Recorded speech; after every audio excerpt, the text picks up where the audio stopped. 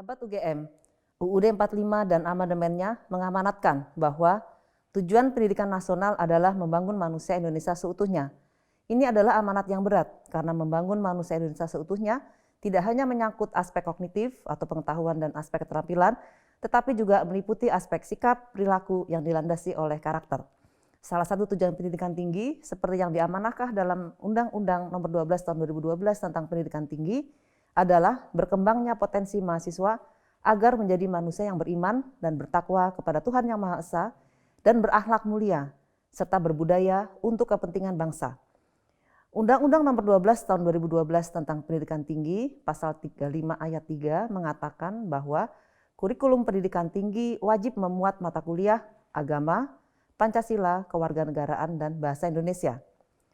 Permenistek Dikti Nomor 3 Tahun 2020 tentang Standar Nasional Pendidikan Tinggi telah menekankan pentingnya aspek sikap untuk setiap jenjang pendidikan tinggi, seperti yang tertera pada lampirannya. Penguasaan capaian pembelajaran di atas oleh lulusan dilakukan melalui mata kuliah wajib, yaitu Pancasila, agama, dan kewarganegaraan. Sesuai dengan prinsip otonomi pendidikan tinggi, setiap perguruan tinggi memiliki keleluasaan untuk mendesain tata kelola pelaksanaan ketiga mata kuliah tersebut. Sebagian besar perguruan tinggi menugaskan tim di tingkat universitas untuk mengampu ketiga mata kuliah tersebut. Setiap tim diberi keleluasaan untuk mendesain capaian pembelajaran di tingkat mata kuliah, proses pembelajaran dan materi, serta penilaian hasil belajar. Ternyata dari hasil pengamatan dan wawancara dengan pengampu mata kuliah wajib umum, pembelajaran yang banyak diterapkan adalah dengan kuliah tatap muka selama 2 jam per minggu. Penilaian hasil belajar dilakukan secara tertulis yang berupa ujian tengah semester dan ujian akhir semester. Padahal Direktorat Jenderal Pendidikan Tinggi Kementerian Pendidikan dan Kebudayaan telah mengeluarkan buku modul kuliah Pancasila, buku modul kuliah kewarganegaraan, dan buku modul pendidikan agama. Pada setiap modul telah diuraikan berbagai inovasi proses pembelajaran yang lebih berpusat pada mahasiswa dan mendorong pembelajaran aktif. Akan tetapi dalam implementasinya, paradigma konvensional yang telah berlangsung puluhan tahun tetap dilaksanakan. Pembelajaran dengan metode kuliah merupakan metode untuk menyampaikan informasi secara cepat dengan materi banyak dan dalam waktu yang terbatas. Metode kuliah ini memiliki kelemahan antara lain, materi yang dikuasai adalah sebatas pengetahuan dan itu pun dibatasi oleh pengetahuan yang diketahui oleh dosen pengampu. Di samping itu, metode kuliah tatap muka menyebabkan timbulnya kebosanan pada mahasiswa, kurang mendorong keaktifan mahasiswa, serta dosen sulit untuk memonitor sejauh mana pemahaman mahasiswa. Sebagai contoh, di Universitas Gadjah Mada sebagai universitas tertua dan terkemuka di Indonesia, pendidikan MKWU bagi seluruh mahasiswa UGM telah disadari memainkan peranan penting dalam menyiapkan sumber daya manusia yang bernilai dan bermutu tinggi. Kombinasi wawasan ilmu yang luas dengan akhlak mulia atau berbudi luhur merupakan harapan ideal teladan mahasiswa UGM hari ini dan di masa depan sesuai dengan tujuan pembelajaran pendidikan tinggi. Selama ini, pembelajaran mata kuliah wajib umum seperti pendidikan agama, Islam, Pancasila, dan kewarganegaraan menekankan pada proses transfer pengetahuan di kelas. Pihak pengelola MKWU sendiri tidak melarang dosen menginisiasi pembelajaran yang bersifat outdoor atau praktik dan lain sebagainya. Namun selama ini proses pembelajaran lebih banyak dilakukan di kelas menggunakan metode kuliah satu arah. Badan Nasional Penanggulangan Terorisme menyatakan 7 perguruan tinggi negeri telah disusupi paham radikal. Bahkan hampir semua PTN dari Jakarta hingga Jawa Timur terkena paham radikal dengan tingkat keterpaparan bervariasi. Badan Intelijen Negara membenarkan pernyataan BNPT tersebut dan menambahkan bahwa 39% mahasiswa di 15 provinsi tertarik ke paham radikalisme. Pada UGM Talks kali ini, kita akan berbincang-bincang membahas seputar pendidikan karakter di perguruan tinggi. Saya sendiri, Titi Safitri Prihatiningsih, dari Fakultas Kedokteran Kesehatan Masyarakat dan Keperawatan UGM, telah hadir bersama kita 2 pakar yang tidak asing lagi, yaitu Prof. Purwo Santoso dari Fakultas Sospol Universitas Gadjah Mada. Selamat siang, Prof. Dan Dr. Agus Wahyudi dari Fakultas Filsafat. Selamat siang. Baik, langsung saja pertanyaan untuk Dr. Agus Wahyudi yang juga Kepala Pusat Studi Pancasila. Saat ini Fakultas Filsafat mendapat amanah untuk mengampu mata kuliah wajib umum seperti yang dijelaskan tadi, khususnya untuk pendidikan agama dan Pancasila. Menurut Pak Agus, sejauh mana dan bagaimana pengamatan Bapak terkait penyelenggaraan kedua mata kuliah ini? Silakan, Pak. Jadi asumsi di balik MKWU atau dulu disebut MKU namanya berubah-ubah. itu adalah bahwa pendidikan karakter ditangani sebagai satu subjek yang berdiri sendiri, ya. Jadi sebagai mata kuliah yang kemudian dinamakan itu misalnya pendidikan Pancasila, kewarganegaraan, lalu pendidikan agama. Jadi asumsinya lalu misalnya kalau ada yang belajar matematika atau teori politik atau teori fisika itu seolah-olah bukan pendidikan karakter. Nah, ini saya kira di dalam teori paling enggak memang ada kontroversi sejauh mana pendidikan sekolah itu di dalam sekolahan itu bisa memberi sumbangan pada perkembangan karakter. Karakter formation itu ditentukan oleh apa? Ini saya kira riset-riset yang terbaru kita tahu tentang ini. Ada kontroversi memang, tapi banyak saya kira yang pandangan umumnya ya yang mainstream percaya bahwa sekolah itu bisa menjadi instrumen yang efektif untuk pendidikan karakter, dan karena itu mata kuliah itu kita pertahankan karena alasan ini.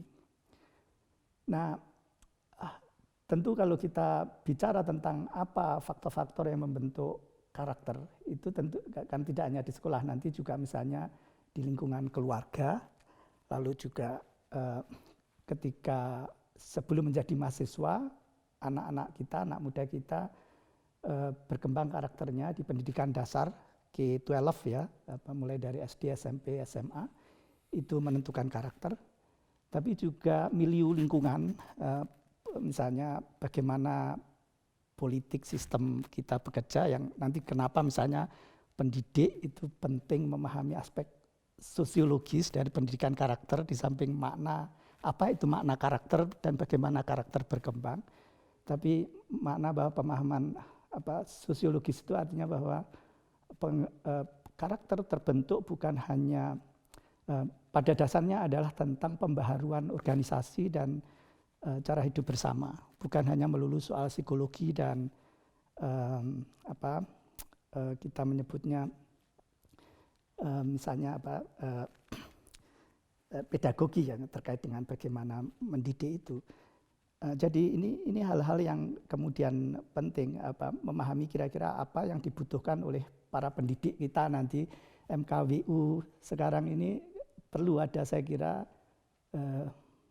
research based on science, ya.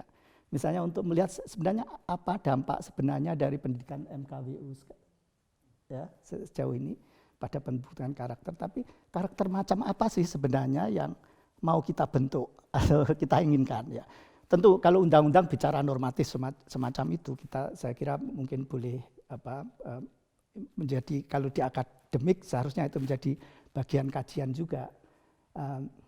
Hanya saya kira yang penting melihat ini, misalnya ya, salah satu hal yang sering menjadi pertanyaan, nanti Profesor Purwo ini ahlinya, untuk pendidikan agama di universitas seharusnya kontennya bukan tentang teologi, ya.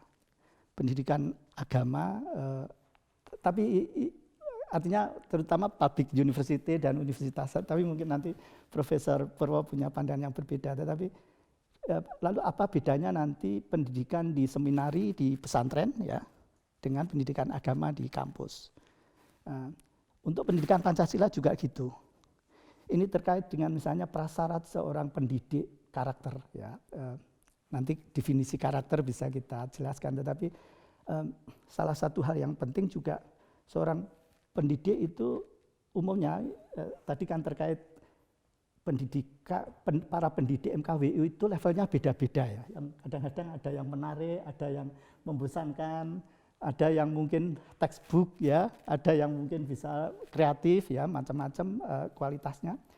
Tetapi satu hal yang penting menjadi ukuran seorang pendidik karakter adalah juga kemampuannya untuk membiarkan dirinya memilih berbagai prioritas moral, ya, yang dibutuhkan. Bahkan kadang-kadang situasinya berbeda atau bertentangan dengan misalnya policy negara, kebijakan pemerintah, kekuatan ekonomi dan politik yang lebih besar.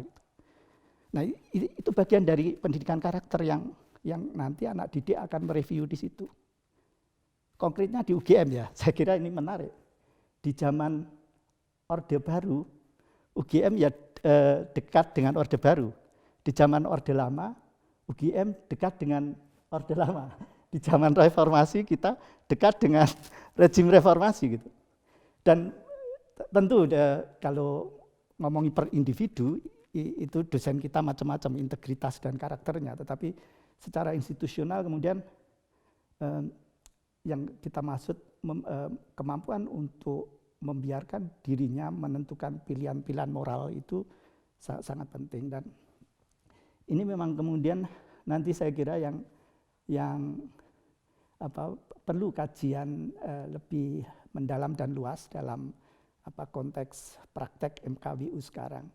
Saya berharap suatu saat ada pertimbangan untuk reform pendidikan MKWU ini secara lebih mendasar, menempatkannya dalam sebuah konteks yang lebih luas, misalnya bagaimana memastikan agar, misalnya ya saya bayangkan pendidikan yang baik tidak membebani anak anak didik kita untuk merasa tertekan karena beban kuliah yang terlalu banyak.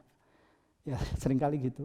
Jadi pendidikan bisa lebih simple, mungkin subjek-subjeknya bisa lebih bayangannya ya, lebih sederhana. Seperti juga misalnya kritik di pendidikan dasar, dulu anak-anak itu membawa tas yang sangat berat gitu. Tapi juga setelah dewasa gitu, saya kadang-kadang juga merefleksikan sebenarnya apa sih pelajaran yang paling membentuk saya itu. Seringkali bukan apa yang pernah diajarkan pada saya. Karakter saya mungkin sering dibentuk di tempat lain atau ya misalnya dalam lingkup organisasi sosial yang itu tidak diajarkan di sekolah. Ketika kita menjadi aktivis misalnya ikut organisasi tertentu, nilai-nilaimu terbentuk dari situ ya. Nilai kebaikan atau ya batas-batas tentang itu.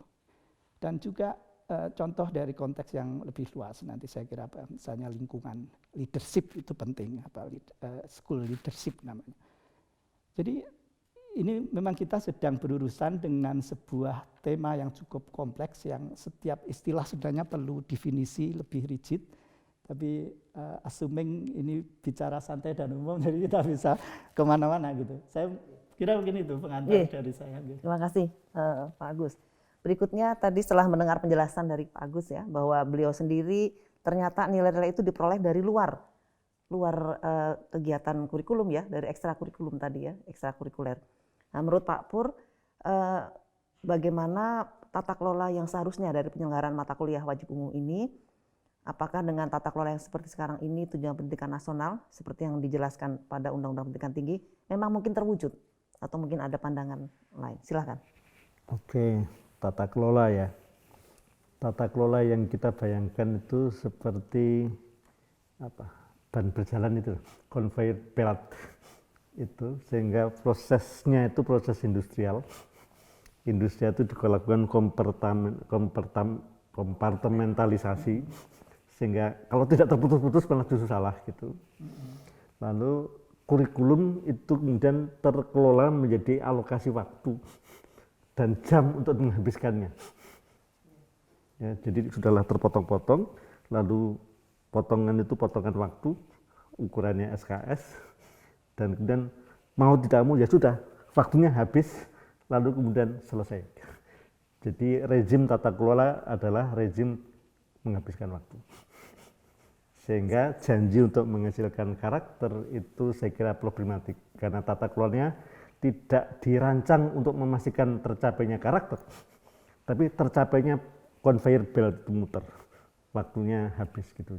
Jadi keluhan saya pada level tata kelola, tapi ini kan sudah dirasakan semua orang yang selama ini saja ngobrol, termasuk beliau ini, tetapi tidak ada yang melangkah. Dan karena banyak hal tadi simbolnya ada di Fakultas Filsafat, beliau bagian dari Fakultas Filsafat, tapi juga yang punya pusat studi Pancasila. Saya kira harus ada proses untuk mengusulkan reformulasi tata kelola. Nah, dari obrolan dari waktu ke waktu, lalu di Visipol itu juga sudah mulai bergulir serangkaian workshop melibatkan filsafat, melibatkan CRCS dan seterusnya, sehingga ini ada langkah-langkah setengah matang, sehingga kita tidak nyaman dengan tata kelola yang ada, tetapi tidak ada keputusan firm dari pimpinan universitas. Saya nggak tahu apakah majelis guru besar karena guru besarnya, ataukah senat karena senatnya yang harus melakukan ini, karena ini ada kegelisahan, tetapi kemudian tidak dijabarkan menjadi reformulasi tata kelola. Iklimnya sudah bagus karena Menteri Nadiem menegaskan pentingnya karakter building dan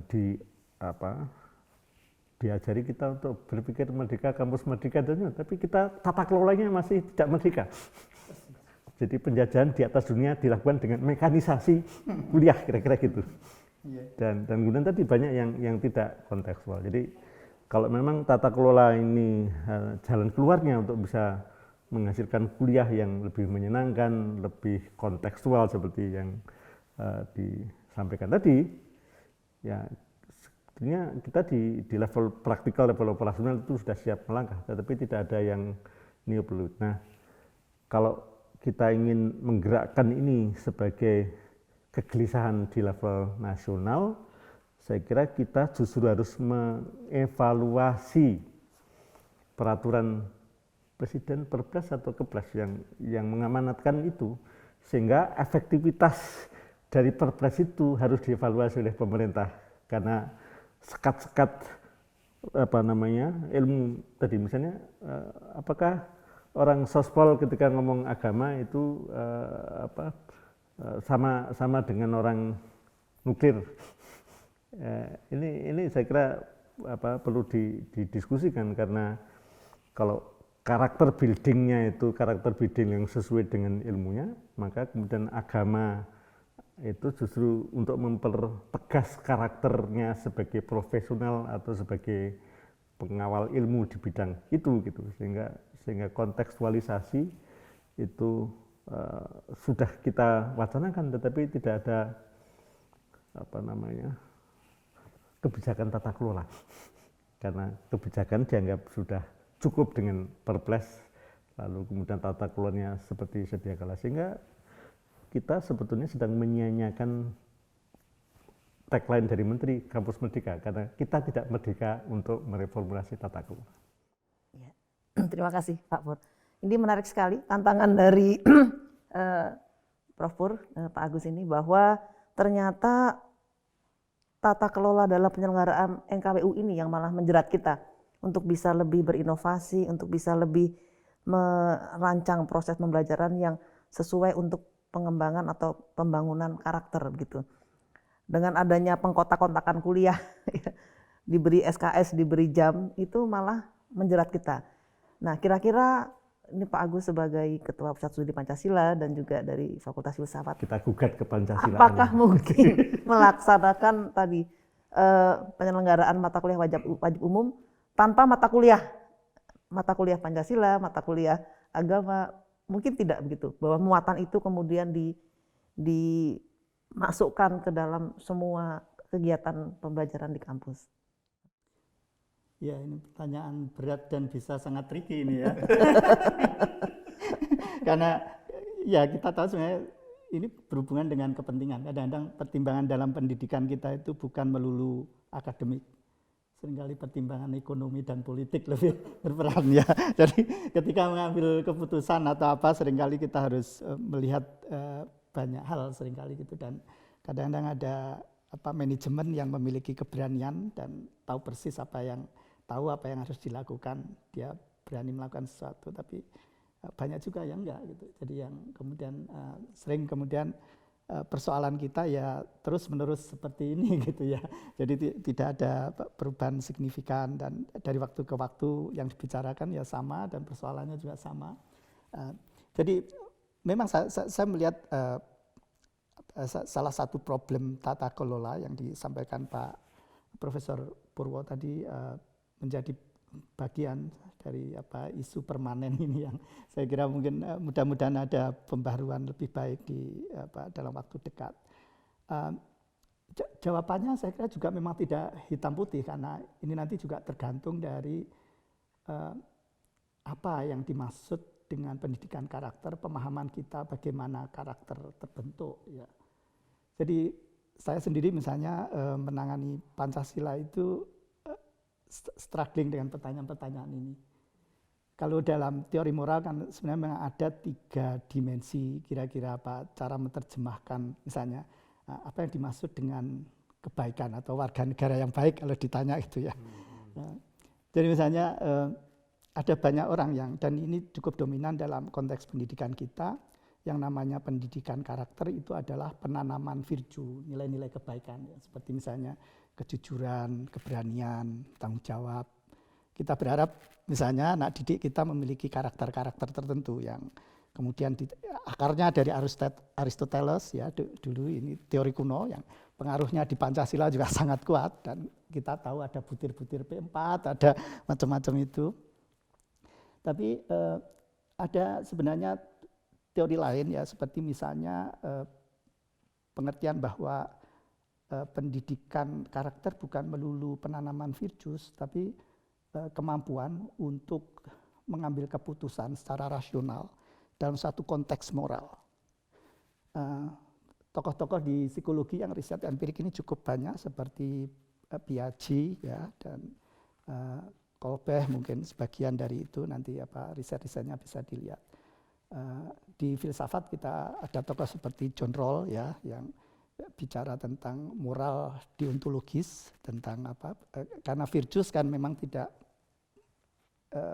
menunjukkan bagaimana orang bertindak, atau itu bukan teori tindakan, tapi lalu standar universal tentang baik dan buruk kemudian nggak begitu nampak. Tapi bahkan misalnya seorang yang jujur misalnya itu juga harus menjelaskan keputusannya. Apakah jujur saja cukup, misalnya dalam kasus dilema moral, ketika saya sering memberi contoh yang diketahui anak saya karena seringnya ngutip ini. Setelah Perang Dunia Kedua itu ada gadis kecil Yahudi di Jerman mencari persembunyian di rumah keluarga Jerman.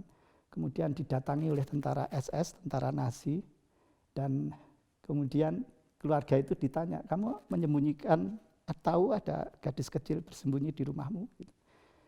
Nah, keputusan kalau misalnya kalian menjadi kepala keluarga, di situ ditanya oleh tentara yang SS ya, waktu itu polisinya adalah mengeliminasi Yahudi.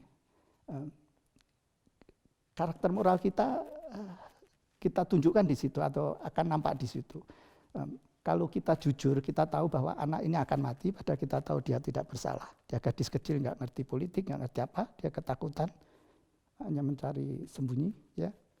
Atau kita berbohong, artinya tidak jujur, tapi demi menyelamatkan kehidupan, agar kehidupan berlanjut.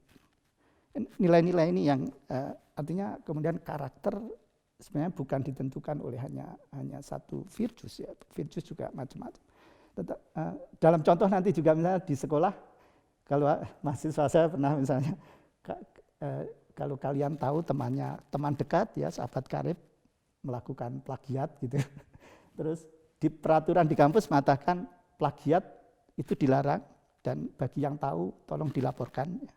Tapi karakter kalian apakah memilih solider dengan teman agar hubungannya tetap baik, dan misalnya menimbang ini dampaknya nggak akan sistematik, dia memang semalam kebetulan ibunya meninggal dan kemudian nggak belajar misalnya gitu. Jadi ada pertimbangan-pertimbangan yang kita tidak tahu, yang kemudian orang mengambil keputusan dalam sebuah konteks. Ini yang dimaksud teori kedua itu.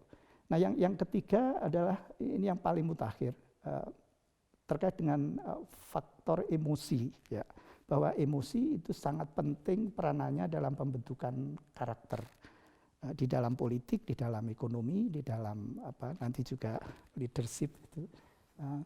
Nah, kajian-kajian ini belum banyak dikembangkan, tapi yang dominan saya kira di dalam pendidikan kita memang teori tradisional karakter dalam pemahaman tentang virtue itu, kebajikan ya, yang itu kalau membaca Nicomachean Etik gitu, daftarnya ada di sana itu. Tapi ya saya kira tantangan kita memang memperdalam kajian-kajian ini, dan pengambilan keputusan tentang kelembagaan, tentang tata kelola seharusnya ya based on science and evidence gitu. Kalau saya ya. Dan kalau menanya tentang tata kelola ya tugasnya Pak Pur, bukan saya gitu.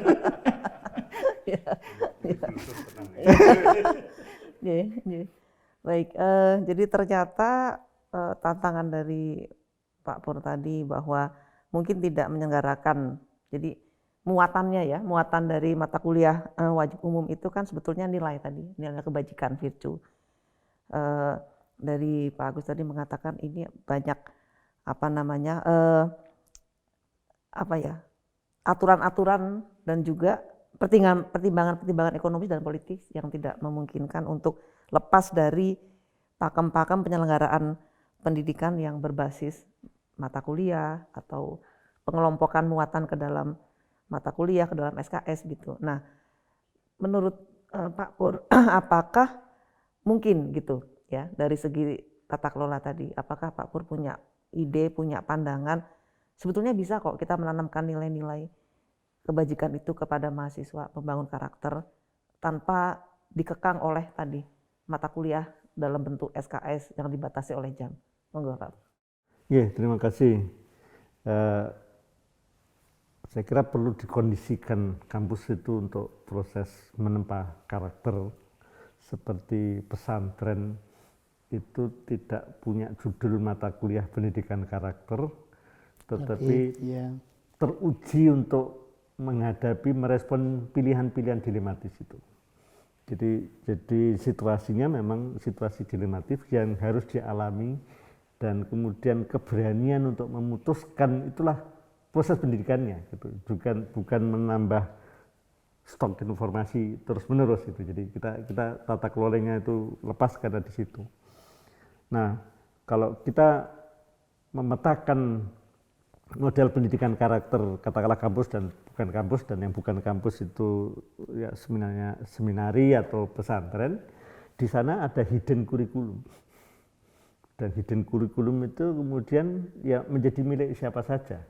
Dan kalau ada salah langsung dipersoalkan, diminta penjelasan. Kalau ada pilihan-pilihan yang agak janggal atau dirasa tidak lazim, pasti ada alasan tertentu, dan kemudian akhirnya ada permakluman situasinya begitu, maka kemudian tindakannya itu acceptable. Lalu kalau itu bisa dilakukan, nah justru tidak ada keharusan untuk memastikan jamnya selesai lalu pendidikan karakter selesai gitu.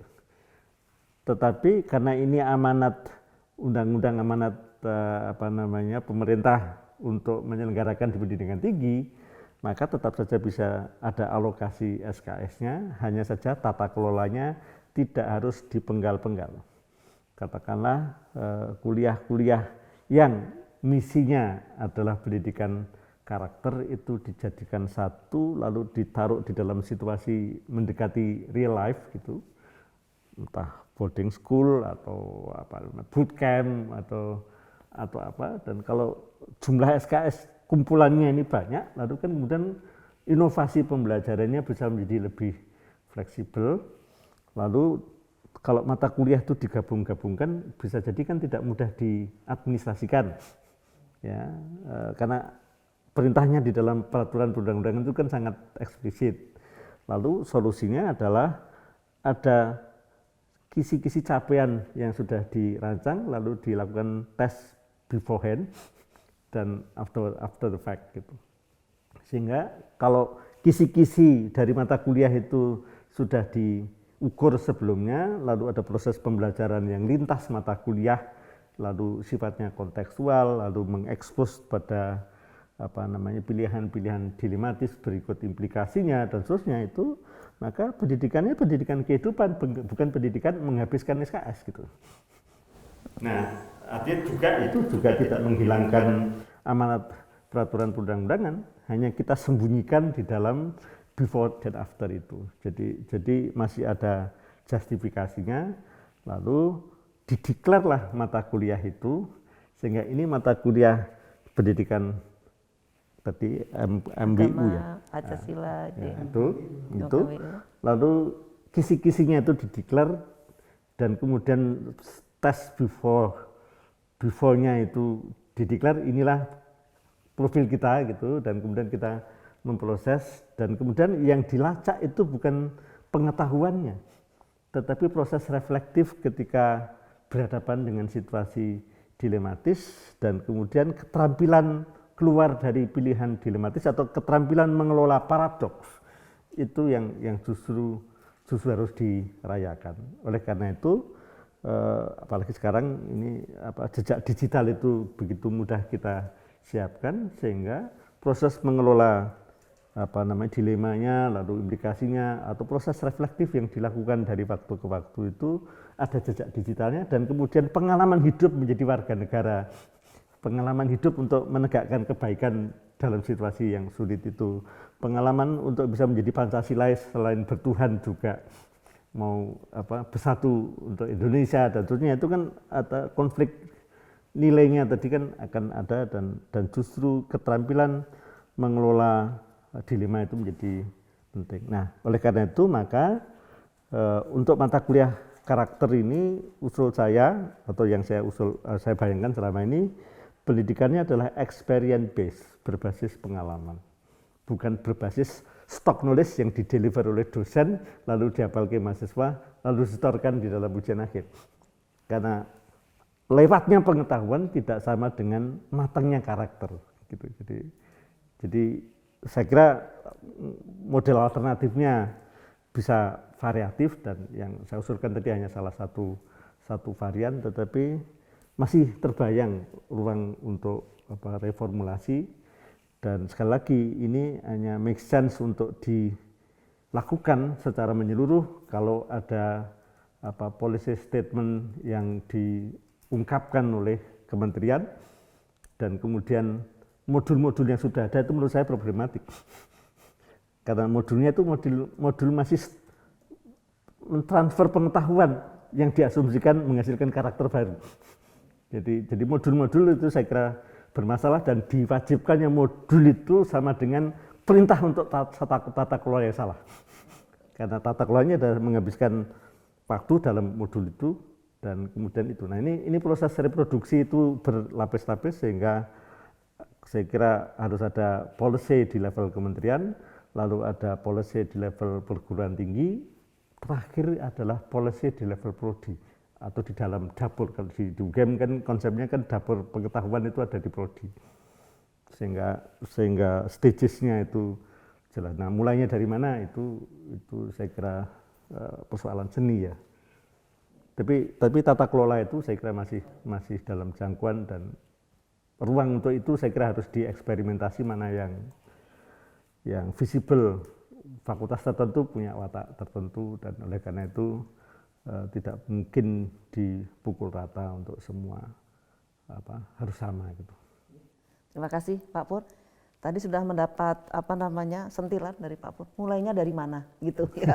Apalagi beberapa tahun terakhir ini kita melihat ada banyak informasi dan juga menyusupnya ya paham-paham radikalisme di kampus, dan kita ketahui dengan kondisi mahasiswa yang seperti sekarang ya, dengan proses pembelajaran muatan-muatan karakter atau muatan nilai tadi dalam bentuk transfer pengetahuan, dan mahasiswa digempur dengan berbagai informasi radikalisme tadi.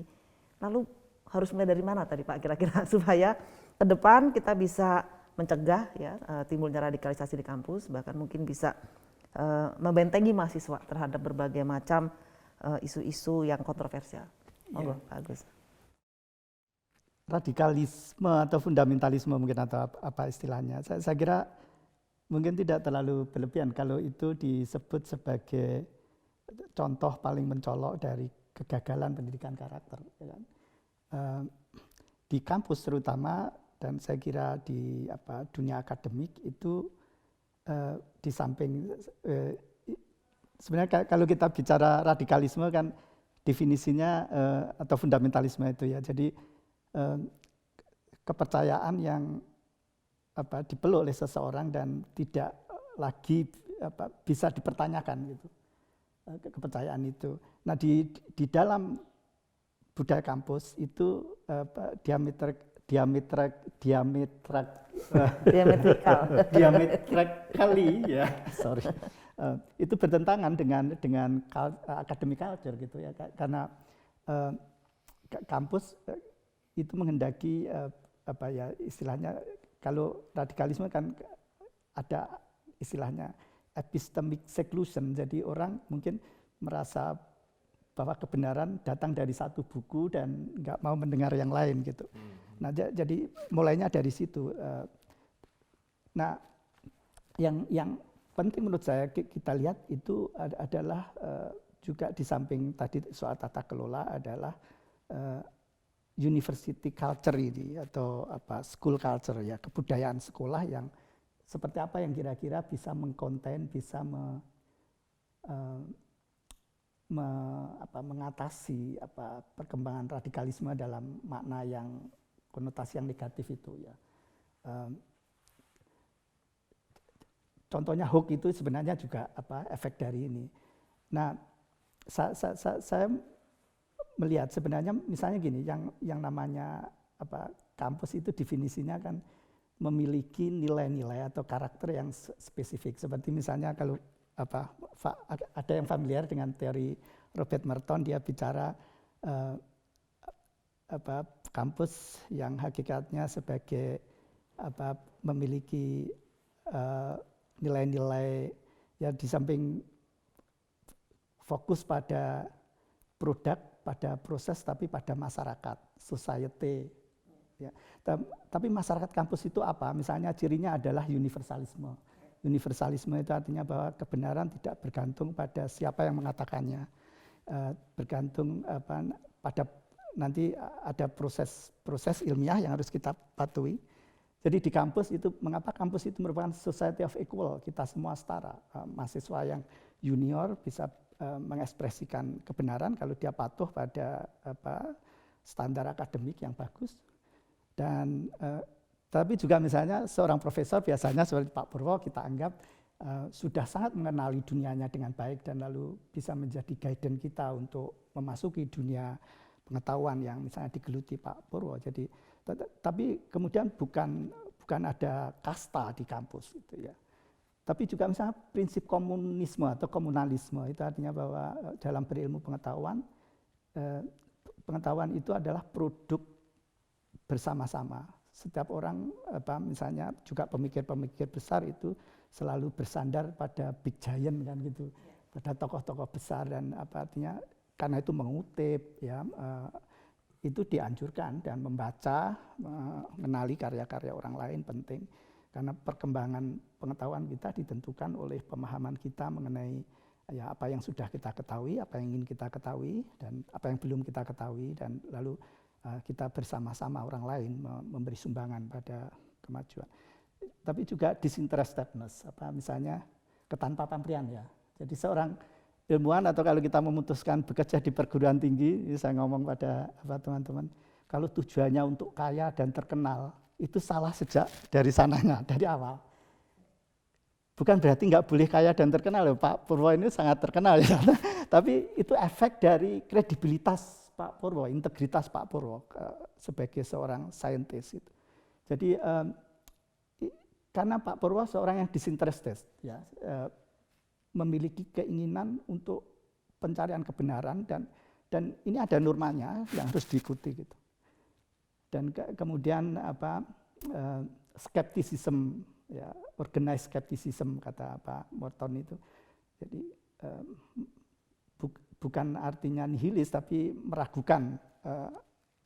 Jadi kira-kira jangan mudah percaya semua yang kamu dengar dan kamu baca. Jadi harus selalu bandingkan, dilihat, dan terus-menerus dievaluasi. Dan kira-kira budaya akademik di kampus semacam itu yang kemudian nanti relasi antara dosen dan karyawan, sesama dosen dengan mahasiswa itu ya ideal di kampus itu. Ya, jadi kita bukan masyarakat yang kira-kira feodal, nggak boleh mengembangkan feodalisme apalagi otoritarianisme. Saya juga gitu, pendidikan Pancasila harusnya diarahkan untuk melayani demokratisasi dan konsolidasi demokrasi kita di era sekarang. Bukan untuk melayani feodalisme dan otoritarianisme. Yang artinya apa? Feodalisme itu definisinya memanfaatkan jabatan untuk kepentingan dirinya, tapi juga dalam makna tertentu, misalnya berperilaku konservatif sesuai dengan budaya-budaya aristokrasi Jawa gitulah ya. Tapi makna feodalisme kira-kira bisa. Tapi otoritarianisme itu juga karena panjang sejarahnya di Indonesia kita tahu ya, sejak zaman kemerdekaan dan saya kira sampai sekarang kita masih harus struggling dengan otoritarianisme itu, karena misalnya bagaimana ekonomi kita misalnya menghasilkan oligark politik atau ya termasuk tatanan ini sebenarnya tugas Pak Purwo ini banyak sekali. Kalau kita di filsafat lebih normatif, jadi ngomongnya lebih. Nah jadi saya kira ini yang maksud saya karakter, walaupun kita misalnya memiliki semakin banyak mata kuliah agama, Pancasila, tapi kalau budaya, culture kampus sendiri nggak merefleksikan itu ya, bagaimana rektorat bekerja dengan efisien dan efektif dan melayani ya, para pendidik kita ramah pada mahasiswa, ada aturan-aturan yang predictable ya, dan ini yang namanya akademik kampus yang sehat, yang termasuk nyuwun sewu ini misalnya perdebatan tentang plagiarisme, mengapa dilarang, itu ada alasannya, tapi juga plagiarisme di kampus nggak seharusnya mempermalukan orang kalau terjadi kasus gitu. Jadi ada penanganan, mengapa kita mengembangkan MAPI, manajemen etik dan penguatan integritas, sebenarnya permulaan menuju ke sana. Nah, isu yang terakhir termasuk misalnya pelecehan seksual, ini saya membaca pendapat Pak Purwo, tapi mohon izin saya kemudian merespon, Pak Purwo, saya bicara ke teman-teman, pandangannya kok tentang pelecehan seks ya. Pelecehan seksual di kampus mengapa harus dilarang ya? Karena kampus itu pertama-tama harus menjadi tempat yang aman untuk belajar ya, untuk menghasilkan ilmu pengetahuan. Nah, pelecehan seks itu bukan soal cinta, soal seks, apalagi soal cinta, nggak ada hubungannya dengan itu. Pelecehan seks adalah soal abuse of power. Jadi penyalahgunaan kekuasaan gitu, karena orang merasa dirinya lebih dominan atau berkuasa lalu advances pada mereka yang lemah. Itu bisa terjadi di kantor, bisa terjadi di waktu KKN, bisa di mana saja. Ya. Dulu ada, sekarang ada, dan besok akan ada. Seperti juga plagiarisme itu akan selalu terjadi. Nah, kampus harus dan menurut saya berkomitmen harus menangani ini, mengurangi dampaknya, efeknya harus dikurangi, isu-isu drug ya, obat-obatan itu termasuk plagiarisme ya. Plagiarisme itu apa artinya? Kalau kita hanya melarang jangan plagiat, tapi dosen-dosen enggak mengajarkan bagaimana cara kutip mengutip, sistem sitasi, ya mahasiswa enggak ngerti juga, dan kita enggak bisa menyalahkan mereka kalau plagiat ya kan. Jadi ini lalu knowledge itu menurut saya tetap penting, pengetahuan. Untuk menjadi pribadi bermoral diperlukan pengetahuan ya. Tapi baru kemudian skill, keterampilan dan komitmen. Triadik moral itu yang karena kesadaran di semua level untuk bangkit kesadaran pengetahuan itu penting. Seperti mengapa plagiarisme dilarang? Karena kalau bayangkan kalau kita membiarkan plagiarisme, apa jadinya dengan kualitas akademik kita, dan trust, public trust itu kunci mengapa universitas atau misalnya pendidikan tinggi tetap bisa berkembang ya. Masyarakat percaya bahwa kita bisa dipercaya ketika ngomong itu memang jujur, ngomongin kebenaran bukan kepentingannya untuk menjadi apa gitu misalnya. Ya. Baik, terima kasih. Jadi Pak Agus telah menekankan ya perlunya pengembangan budaya kampus ya, yang berangkat dari pencarian kebenaran, kemudian budaya akademik ya, menghindari feodalisme dan seterusnya, otoritarianisme ya. Sebetulnya Pak Puri ini juga rektor dari Universitas Nahdlatul Ulama Yogyakarta, mungkin punya pengalaman ya bagaimana menumbuhkan budaya kampus gitu. Monggo. Wow. Saya jualan Universitas NU di GM ya. Pengalamannya. Pendidikan karakternya lebih berat. Oke, saya menggarisbawahi tentang pentingnya culture, menempa culture itu hanya saja dalam tradisi NU yang saya coba modifikasi di UNU itu memang tidak usah banyak bicara karena sudah menjadi habit, sudah menjadi standar kepantasan, standar perilaku, dan yang terjadi di sana itu ya ketika ekosistem pesantren itu sudah given, orang yang masuk pesantren itu behave. Jadi kulturnya itu sudah ada, dan kemudian kalau orang baru masuk itu tanya-tanya, lihat-lihat gitu. Sehingga langsung compliance-nya dulu dilakukan. Dan kemudian baru reasoning-nya mengapa itu nanti dicari. Jadi itu yang saya maksudkan sebagai hidden curriculum yang kita tidak bisa. Jadi intinya kalau memang culture itu given ada, lalu orang baru masuk itu kan harus menyesuaikan diri. Nah, karena corak culture yang dimaksudkan tadi kan sebetulnya kan tidak jelas, dan dalam ketidakjelasan itu kemudian dihadirkan paket-paket yang sangat formalistik, harus tertulis, harus macam-macam itu, lalu kemudian justru hilang roh pendidikan culture-nya. Nah, dalam tradisi yang kita selenggarakan di UNU Jogja, kita belajar dari cara tata kelola pendidikan karakter itu, kita mengambil inspirasi dari IPB. Misalnya di sana pendidikan karakter itu dijabarkan menjadi tahun pertama bersama. Ya, ini saya kesetiaannya tidak lagi ke UGM ya.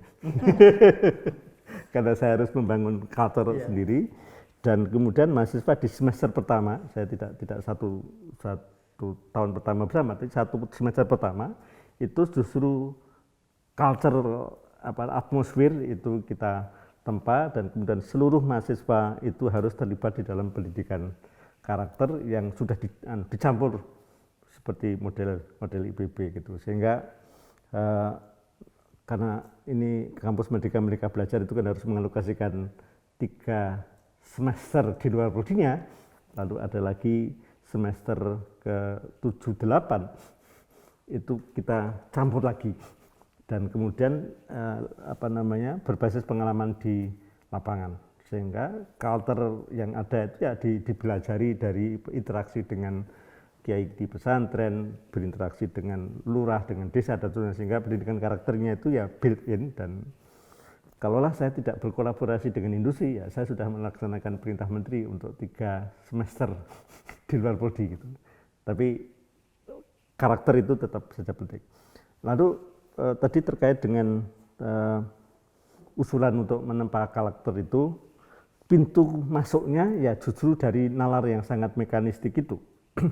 Nah, kita ini kan didisiplinkan tata kelolanya oleh pemerintah melalui BAN PT, melalui akreditasi, yang nalarnya adalah manajemen, dan kita ini adalah proses produksi dalam manajemen itu, dan karakternya ya karakter produk, bukan karakter proses gitu. Nah, kalau memang karakter itu menjadi pertaruhan, lalu harus ada standar pembelakuan karakter, termasuk nanti soal mengatasi pelecehan seksual dan seterusnya, itu harus ada di sana, dan itu tidak ada dan tidak dituntut, sehingga pemerintah maunya pendidikan karakter diamanatkan diseriusi, lalu sistem akreditasi itu tidak peduli ke situ. Nah, rezimnya adalah rezim manajemen SDM. SDM itu manusia dijadikan komoditi. Jadi dehumanisasi sebetulnya. Dan kemudian karakter juga ya hilang, dan kalau memang itu lalu standar audit yang diberlakukan di akreditasi saya kira harus diubah. Kalau memang pendidikan karakter itu mau diseriusi, sehingga kesungguhan perguruan tinggi untuk mendeliver, merancang, dan kemudian mereformulasi terus-menerus itu dicek dengan audit, sehingga kalau sekarang ini ada audit mutu, karakternya nggak ada, gitu. Jadi kalau memang audit integritas tadi, audit mutu dan seterusnya tadi kan harus ada indikator-indikatornya. Itu saya kira harus ditegakkan, dan kemudian checking dalam akreditasi itu ngecek komitmen karakter building itu, bukan hanya komitmen untuk menghasilkan mahasiswa yang kalau lulus lalu gajinya sekian. Itu kan sudah eksplisit dilakukan sana. Nah, Kalau memang audit itu kan ngecek prosesnya sesuai dengan logikanya masing-masing itu bisa diberlakukan, maka kemudian tata kelola itu tetap saja bisa bervariasi, tapi kemudian ada proses untuk memvalidasi kehandalan dari sistem atau kultur yang dibicarakan itu. Dan kalaulah itu tidak dijadikan standarnya Ban PT, ya UNU Jogja justru ingin menunjukkan itu sebagai kekhasan, syukur bisa diakui sebagai keunggulan. Jadi justru karena UNU berangkat dari tradisi atau kultur NU, ya kita membesarkan hati bahwa ini kekhasan kita, dan kita mau tunjukkan bahwa justru ada hal-hal yang unggul itu di sana. Sehingga ketika saya cek di dalam logika akreditasi, ada ruang untuk menunjukkan kekhasan dan keunggulannya, ya sudah di situ. Tetapi itu tidak menjadi standar baku, itu masih standar pilihan. Jadi kalau memang pendidikan karakter itu amanat serius, undang-undang dasar, lalu dalam perpres, lalu diwajibkan kepada dosen, lalu kemudian harus ada desain keilmuan atau audit keilmuan atau audit apalah yang menjadikan itu sambung. Saya ingin kasih ilustrasi. Dalam pidato-pidato itu kan kita ini tidak kapitalis. Teorinya sospol, teorinya ekonomi itu kapitalis. Dan tidak ada yang menegur. Ya. Jadi UGM itu kemudian sudah punya ke UGM-an, tetapi tidak ada instrumen audit untuk ngecek ke UGM-an itu. Muatan materi yang pembelajaran itu ya. Iya, ya. Dan kalau ini memang menjadi gugatan kepada diri kita di UGM ini, justru ke UGM itu kan terukur dalam kriteria audit, dan kemudian kita melakukan refleksi diri terus-menerus, seperti skema penjaminan mutu itu kan penjaminan untuk kita sendiri, dan audit ke situ belum ada karena kita masih terjerat di dalam mekanika untuk menghasilkan SDM bagus, minus karakter. Iya. Baik, terima kasih. Kita sudah sampai di penghujung acara. Kami minta satu closing statement dari Pak Agus, monggo. Saya kira sudah waktunya ini UGM duduk bareng ya, menentukan lagi, memikirkan lagi strategi dan mungkin model yang terbaik untuk pengembangan pendidikan karakter ini. Dan tentu kita berharap ada pelibatan dari teman-teman para ahli di lingkungan UGM untuk mengoptimalkan kira-kira sumbangannya untuk memikirkan soal ini. Baik, terima kasih. Monggo Pak Pur, kalau ada closing statement. Ya, agak sedikit menyimpang tapi sangat relevan. Di UGM itu ada lembaga yang tidak terlalu jelas perannya, namanya Majelis Guru Besar atau Dewan Guru Besar. Dan saya lihat ada gelagatnya lembaga ini semakin menata diri, dan wacana macam ini mungkin justru bisa melampaui sekat-sekat fakultas, lalu kemudian menempa kultur akademik dan seterusnya. Itu kalau ini dibicarakan di dalam forum duduknya itu difasilitasi, dikoridori oleh GB harus leading ini ya. Dan saya melihat Pak Maksum dan Pak Baikuni itu sedang sudah menggiring ke sana. Kalau kemarin itu para sesepuh, para senior dikasih kesempatan untuk ngendiko dulu, nah sekarang katanya anak-anak muda yang akan diajak bicara. Nggak tahu, sampai udah bertua. Pak Masum kan teman kita dari sana. Baik. Jadi udah kena. Demikian acara kita pada hari ini membahas tentang pendidikan karakter yang luar biasa kompleks. Terima kasih atas perhatiannya. Wassalamualaikum warahmatullahi wabarakatuh. Waalaikumsalam.